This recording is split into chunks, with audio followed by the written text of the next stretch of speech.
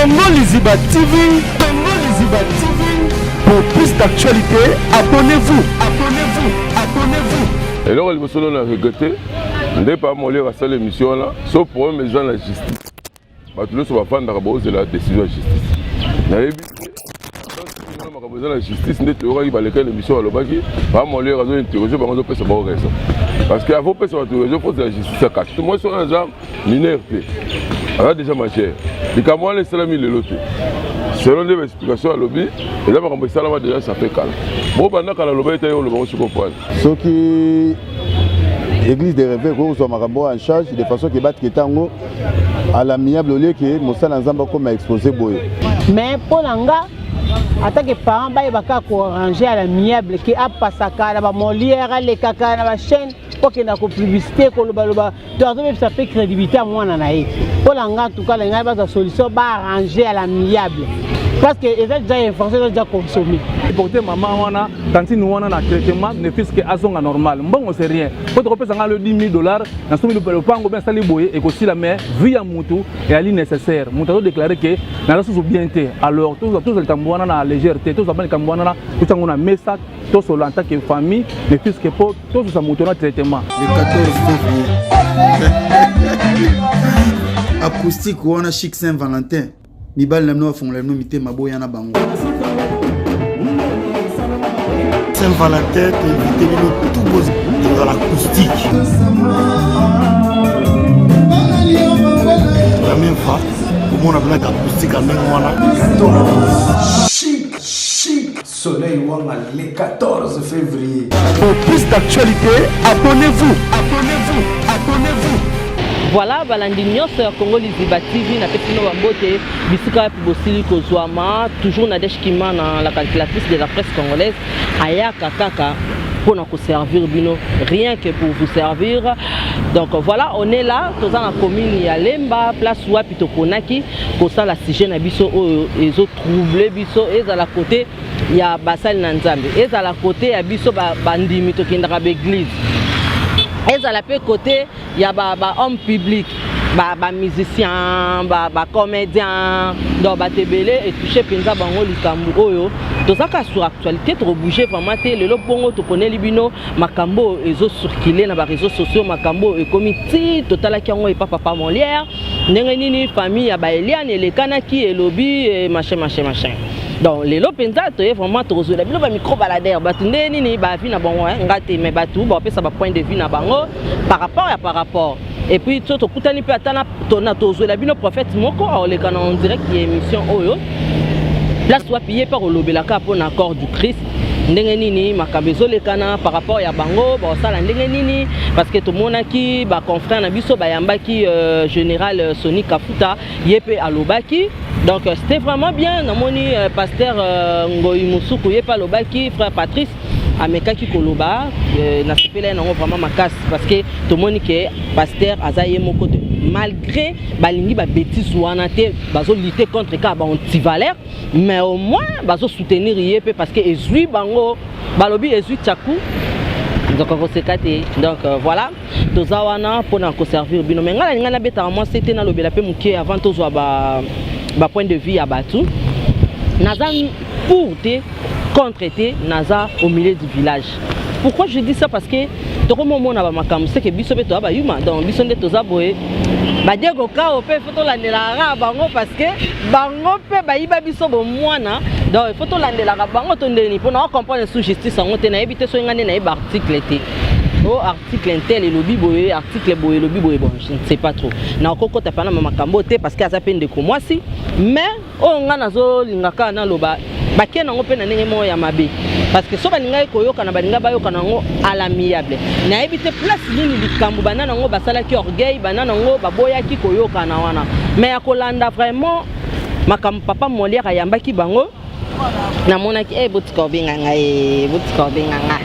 Donc voilà, on a fait en général ça bambo tebele berger balobi mbodi bambo tebele place aux ali un grand homme dans un petit corps bongo moke maye les belé babi maître Barnabé Macbey place aux ali je te salue donc na bato no so baninga pe na desh kimana na ninga bino mingi to moni e papa Molière na ebité wana selonga ndenge balekanaki wana et puis papa Molière alobi lobi nayebi te so bato bakoma omona ke soko oza na problème fo lekana kaka kuna na Molière mpo so oleki na Molière kuna bamama Denise baozwa baotya yo mwa coup de pouce bato mosusu oyo justice soki bango nde papa Molière alobaki justice ya mboka na biso toyebi te to baoyoka bongo bakoma excité mpo bakomisa likambo yango makasi nazokomprendre te so pasteur Moïse Mbiye abomi mutu elo na oninga na signaler bino bandeko na biso za diaspora za la Congo awa que ba pasteur obino bomonaka baza na mai na makila lokola kaka biso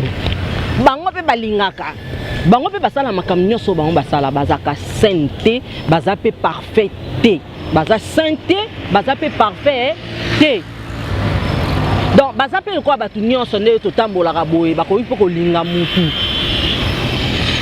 bako sala oyo batu nyonso basalaka eloko oyo ezalaka biso na bango eseparaka biso ezaka ba statut moni ba statut na bango na biso epermetaka te babilo musu bango basala mais rien n'entrave que bakoko pesa pe bolingo place mo so ezalaka bongo te me ba pasteur ebele babala te balinga bafana basala pete me babotaka pete nayebi te lisumu pasteur Moïse Mbiye asalaki nayebi te parce que sœur Nabiso Azan a 20 ans. Je répète bien 20 ans. Elle n'a pas 17 ans, mais elle a 20 ans. Naébité. Avant pasteur Moïse Mbiye, abandé pour Bimana Mbal Moussous. Abandé pour Bimana Bango. Abandé pour Bimana Bango. Après, pasteur Mbiye a continué kaka kobima pena batu. Alors, on a évité ce qui est la liste bilan, babanda okanga muto azaka die goka ona muto asala kibo. Donc biso no so pese biso to ala biso boy. Il faut to landela na batu wana musuto tshaba ona pe na ba liste poto que no porter bango plainte comme ngo ka bongo. Parce que tu comprendre les sous tête tozo kende wapi. Et bien ata honorable Eliezer to komi wapi na makamba ngo tozo koma wapi. En tout cas, vraiment, na libino mingi bande konabison naza ni pour pasteur Moïse na makamba sali. En tout cas, vraiment, je ne suis pas d'accord avec ça parce que batu nyonso ya église cité Bethel baza fâché. Baza tellement fâché, on peut ba otika likambo te. Oyo makambiso to sala nzambe aza nzambe. Nzambe asa nzambe. Soki kutu ezaki likamba ko landela. Pona makambu que basala boy bazonga boy bafuta pona ba clip non d'accord pour wana za musala maintenant on doit bokena na makamba bolingo on comprend que to kende place la vie continue et puis les relations il faut la soigner parce qu'on ne sait jamais lobby to yebaraté tant on bandi da ko mema mutu na justice c'est que obomi déjà mutu tala kanisa ta ba souvenir bozala na ba bon moment bo passa na ye ateza na kuzu mais ba bon moment bo passa na ye. C'est que na pesi moi ça ya pasteur Mbiye o abala ki ona na pesi raison po yé alekana ata mukolomo te na makamu nyonso oyo basala mais atikala kolekana na télévision te biso basi to mekano ko sala ta renforcement des capacités bazwa biso non batcha biso baté ya biso non malam po so bandi boy ba mibali musuba bandolinga biso te ba mibali musuba bandolinga biso te bino pe ba pasteur na biso ba toya pas bino toyo ke la bino mingi parce que boté ya biso nzamba lobaka à travers bino. Bon diminuer nanu. Bon mécano changer non moi statut et ça la biso bien. Voilà, na ozala vraiment likolo te na okene na pas na kati ko na tikela pe bande ko mususu o to kozwa moi ba interview to yeba bango ba point de vue na bango ezaninga ninga kaka moi mukie ya kolobela et puis ce qui est ndenge bat bazo lobela ke pasteur Moïse Mbiye akangisi ba chantre na ye boy na boy po dossier ngo bandaki côté kuna en tout cas na loba côté kuna pa pasteur Moïse Mbiye abeti mabe il fallait pas faire kangisa bango mais so eza elle ana kuna mususu en tout cas ngape na loba il fallait pas nyonso ba trouver ka solution à l'amiable ata boké na justice ba ozong sabino kaka en famille bo trouver solution d'accord non ça la vraiment likolo te ko kota te pona umela avec bien sûr la permission de Jonathan. Si déjà on peut aller prendre point de vue à Batou pour faire plaisir comme ça, Aya non Nyangasa, pourquoi pas à Maître Barnabé Macbey Balobi, un grand homme dans un petit corps là, hein, un grand homme dans un petit corps. Et puis bongo muke metal la sagesse ebele, Ange Nyangasa mbodi na peso bambo tebele place Zali. Let's go. Bonjour, mais point de vue nangezali na zo regretté. Deni bana Nzambe ba okoma exposé boye pour nanga na souhaitaki ke basi salon à l'amiable pour to banga Nzambe oza ko sambwisa ba sala Nzambe ko sambisa ba pasteur en tout cas eza kitoko te eloko na kosenga vraiment soki église de réveil kozwa makambo en charge de façon ke batiketa yango à l'amiable au lieu que mosala nzamba comme a exposé boye vraiment la zone à point de vue mosala pesa te ezosala ngaka soni donc vraiment et ça n'a pas parce que tomoni ba général Soni Kafuta ba frère Patrice bazui likambango ndeka olobi église de réveil mais tomoni balekana il souhaite pas papa Molière a commis likambango lisusu makasi conseil nini oyo vraiment ou bien contribution na yo par rapport ya ndenge famille wana eke kofunda na justice ndenge famille wana et puis si sous occasion par Molière akota makambango bon ngalo na webisaka famille na nyonso yo bo gagner le hôtel doit sa réputation à serviteur de Dieu malgré tout na kati ya ba vrai ba faux pe bazali mais elo na osenga kaka même l'église des réveils bango moko ba meka ozwa devoir wana ba contacter famille na bi ke ba avocat ba koti na kati mudo komi ko attirer ba komi ko attirer ba intérêt na bango oui to luka to boma moto po eza kitoko te eza ba malamu te d'abord notre sali église corps de Christ ya kitoko te vraiment église des réveils ba contacter famille wana peu importe les gars qui na ba chez mususu ezwa ki les devant la situation na ba meka osala par tous les moyens ba atténuer situation ba boma moto wana et les kamalamu po ya kitoko te et là on a aussi avant ba serviteur de Dieu to banga nzambe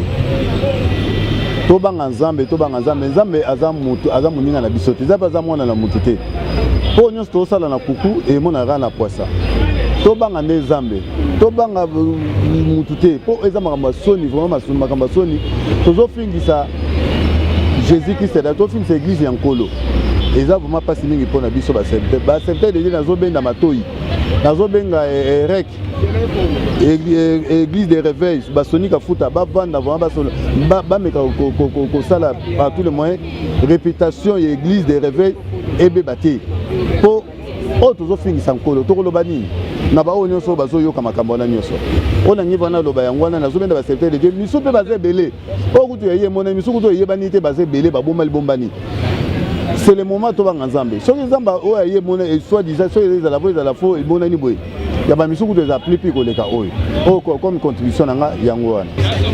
Bonjour nga ma Sylvine navai na monga fula mpo na nga na ye naloba kaka d'accord esalaka mpasi en tant que parent na baacte nyonso esalamaki vrai ou faux mais mpo na nga en tant que parent bayebaka koarranger à l'amiable ke apasaka na bamolière alekaka na bachaîne pour que na publicité kolobaloba ça fait crédibilité à mwana na ye mpo na nga en tout cas na ngai baza solution baarranger à l'amiable parce que eza déjà informé eza déjà consommé donc pour la départ moi na mobile pas en faute moi na biso pe moi ça en faute donc toyebaka koarranger à l'amiable conseil nini okoyebisa maman yo lokwa mama mpe namoni ye mpe azoneti atie mpe poi mpo mama azalaka soki alobi likambo papa mpe asalaka nini ayokaka biso bamama nde tobumbaka libota eloko nini okoki kolanse comme message epai ya mama na biso ndenge azotambwisaka mwana ye olie aboya bamakambo wana mpo aza mwana ye ya mwasi me ye mpe atie mutu elekaka bongo mpo nanga conseil mpo na mama atika donc nde alekai deya na molière atika parce que wana eza réputation mwana na ye ameka kodose papa mpo ye soki alobi papa koyoka mpo bango bapapa baza baêtre faible soki nga na lobi papa koyoka ameka kosola na papa mpo batika koluka bachaîne bakoluka mbie bakosola miyabe. Merci beaucoup maman. Voilà, bonjour papa. Bonjour. Awa toyo kozwa oyo na saba nzete awa nde tobengaki nkola lemba. C'est ça. Tomoni on a musala no en tout cas vraiment merci na ndenge accordé biso parole. Na lingai kaka na loba boye papa na ngai. Na makambo nyonso ezoko se passer pasteur Moïse asali boso ki freso il faut eyebika bango. Yo na likambo ozomona ngo na lisu nini? Bon, on a ngai na likambo yo salami na pasteur wana. Omoni tokomi na tamoko ya suka. Biloko o ezalaki ya kobombama ekomi kobima libanda. Omoni mutu asalaka na ye suka nzambe abimisaka mutu na mpwasa. O likambo salami wana pona ngai ezali likambo moko esanga na pasi na mawa. Mais na ndenge na yebeli pasteur wana jamais likambo boyeko komela ye. Mais ce que salami ezali makambo nzambe. Donc ezali eloko moko ya nkuku mais ebimi na mpwasa. Donc eza ndenge wana. Mais na korekete mingi andima que asalaki likambo donc disons asalaki mabe asenga pardon na famille wana ne fiske po ba bongisa akondimango publiquement to akende vers bango na famille na bango ba traitant wala miyabe. Alors ngala moni boye akende na famille na bango ba solola bango ensemble pote ba ranger ne fiske mutu pe azala to sauver am ya mama wana. Mais bato musu balobi ke pasteur Mbiye yaza awate na o biso toyebi aza na mboka mopaya kuna mais bato balobi ke ye mutu azotindaka ba attaquer bango ba attaquer ba avocat moko azwaki masasi eske na likambo yo moni yango eske za ya solo to eza poto mona ba makambo pe belé bato bango mo bazo ba créer eloko po ba sali ka réputation ya mutu. Bon pona ngai na moni eza likambo moko eza ya solo po soki natali age ya mama wana azaki na télévision na age ya papa wana jamais bakokosa po baza responsable disons jamais bakokosa donc bazolo makambo moko ya vrai nga pona ngai na moni na mayele na ngai pasteur asa tout moyen akutana na famille wana basolola eza na temps penza basolola isaja kobala abala ye c'est normal. Papa Molière alobi kuta kobala kuta ko kotika mwana na ete akende ko mikotisa kuna po déjà mabe ese koto moni te ke mabe déjà ese koti okendo zo su mwana na yo batia kuna komi danger c'est que ba pesa bango $15,000 o bango ba osenga po ba proposer bango $10,000 o moni te ke ezaka likambu ya mbongo nde ezo boma mboka. Bon nayebi ke eza likambu ya mbongo moni foto tuna sikoyo famille ya mwasi balingi nini bango balobi balingi boye na émission totalaki ya Papa Molière bango balobi boye balingi ke pasteur Moïse Mbiye aya à reconnaître makambu nyonso o ndenge ezolekana et puis asenga bango pardon bango balingi wana balingi mbongo na ete balingi wana mais soki balingaki wana il fallait pas bakende nango na ndenge bakende nango na l'état yosko olobani parce que bango baza soutenu na bato ebele na ba chaîne ebele et comme siko komba ya l'église de réveil na famille wana na l'état na biso comme contribution na ona likambo. Bon on a ngai na monde déjà ma ese sopani ndenge zali boye on a ngai na makanisi na ngai zali ke ba to wela na mbongo te mais to wela na santé ya mutu tout d'abord nanu to weli mbongo za passe to wela na santé ya mutu ba solo na famille wana bien isa ziko ba supporter maman wana tantine wana na traitement ne fiske azonga normal mbongo c'est rien faut te repesa ngalo $10,000 na somi le pango bien sali boye et aussi la mais vie ya mutu et ali nécessaire mutu a déclaré que na la sous bien té alors tous le tambouana na légèreté tous le tambouana na tout ngona message tous solo en tant que famille ne fiske po tous sa mutu na traitement tant ensemble. Merci beaucoup papa. Merci. Voilà, bonjour papa. Bonjour. Tozo nanzela kutozo tambola metenga tozo aka contribution na par rapport ya mayo ese sopani entre pasteur Mbiye na Eliane. Ba famille pa Molière koti makamamo makasi justice mboka na biso lokola pa Molière bande ko attaquer justice mboka na biso na yebi ke ba olinga ba chama boko po ba lobela likambango contribution par rapport ya makambo na nyoso yo olobani. Et là on va solo na regretter ndé pa Molière à cette émission là sauf pour mes gens la justice. Bato nyonso bafandaka bozela la décision ya justice nayebi makambo eza na justice nde toyokaki baleka na émission alobaki Pa Molière azointerroge bango azopesa bango raison parce que avant pesa bato raison faut la justice ya kati voilà la première chose. Deuxième chose moi so aza mineur te aza déjà majeur likambo wana esalami lelo te selon nde baexplication alobi eza makambo esalama déjà ça fait kala bo bandaka na loba ete yo olobango soki opwane c'est que ça n'a pas de problème. Peut-être que Nenga Yemba qui a salé un clip hier oyo. À mon avis, on a salé, mais nous les aïeux étaient en gros le bakanda wana lobby. Au fala le bango kalata ngazaki mineur. Ya ko mi marché. En plus pendeke za wala, yeta ngalongo le mutu zemi. Zemi wana balongo lango batumba ila constatement deux personnes. So que ça c'est mais solo c'est que bango balé bazala tort. Oyo longo le zemi zemi fraction la loi la biso. Faut pas l'andela eba ta la pena ta wana est-ce que drogue côté na nzoto la e faut so mfuto ko da lukuta. Ebi ki sasa nde bazala. Merci beaucoup. C'est ça. Vous avez raté tout connaître, tout banganda parce que Evre Nzambe est là, on va dire bomba Evre Nzambe. Alors dans la problème parce que tant que vous avez ça bilo voilà. Là vous détruisez Evre Nzambe. Le baiser la solo. Le quoi les ça la justice, tout le monde ça la va vous taper ça va commenter tous la justice d'accord. Merci beaucoup. Hein? C'est bon. Voilà, ndeka na ebisa kibino que na kozwela bino moko ya basali na Nzambe po to sala na ye moi to réfléchir ensemble yé peut to soit point de vue na ye par rapport à mamakamo parce que ezui corps du Christ mobimba éviter où allons-nous, tokenango wapi, tokomi pe wapi na makambo o lokola papa molera lobaki justice mboka na biso un mois ezaka nani un mois ezaka nana mais na yebi que justice mboka na biso et ça la msa nango très bien. Sans plus tarder, nazo lancer déjà appel hein. Ya kozwa prophète na biso déjà boyoka. Donc voilà. On a lancé déjà appel. Allô? Allô? Ah? Bonjour prophète. Oui, allô? Bonjour. Bonjour maman. Congo Liziba, hein? Congo Liziba TV aux en direct. Allô? Oui maman, Congo Liziba TV, je vous suis. Oui papa Langa. Oui, allô, je vous écoute. Oui, question na biso ezali to ngito yeba moi contribution na yo par rapport ya maeo ezo tambola makambo ezo pelisa déjà moto na église de réveil bandimi ya cité Bethel et puis famille ya ndeko na biso Eliane na ngina yo ka étant que serviteur de Dieu message nini to conseil ni to contribution nini oyo ko kopesa biso parce que bate belé ya Congo Liziba TV bazolanda yo. Merci beaucoup Congo Liziba. Ça na esengo ya koyamba bino. Merci.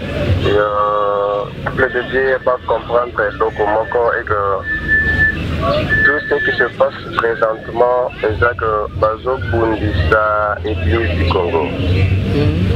Dans là-bas, YouTube, partout dans le monde, comment les gens ont le canal. Il y a des sondages aujourd'hui qui commencent à diffamer sa personne. Je n'ai rien seulement, c'est parce que les enfants de Dieu ignorent quelque chose. Ce qui se passe, c'est que Anguna a Makasi et Congo. Il y a des erreurs commises, il y a des actes de femmes pratiqués ensemble. Parce que n'oubliez pas, l'histoire, il y a passé Moïse, ça touche pas seulement sur les têtes, ils ont touché le corps du Christ Mobimba. Et quand ça touche le corps du Christ Mobimba, ça touche à la personne de l'Église. Nous devons dire aux enfants de Dieu que toute chose qui se passe maintenant, les hommes Nguna, ils utilisent les gens afin de combattre l'Église du réveil. Il œuvre que l'erreur est humaine. Namonaka babisika musuto tambolaka libanda ya mboka soki mosali na Nzambe asali erreur. Il y a un conseil des hommes de Dieu. Il y a un conseil qui peut appeler cet homme de Dieu. Basangani va reprocher.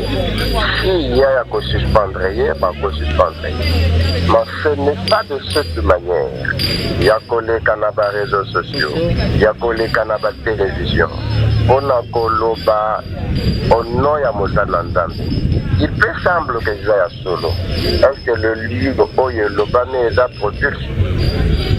Je comprends vite que Monguna a copié l'église pour détruire l'église du Congo.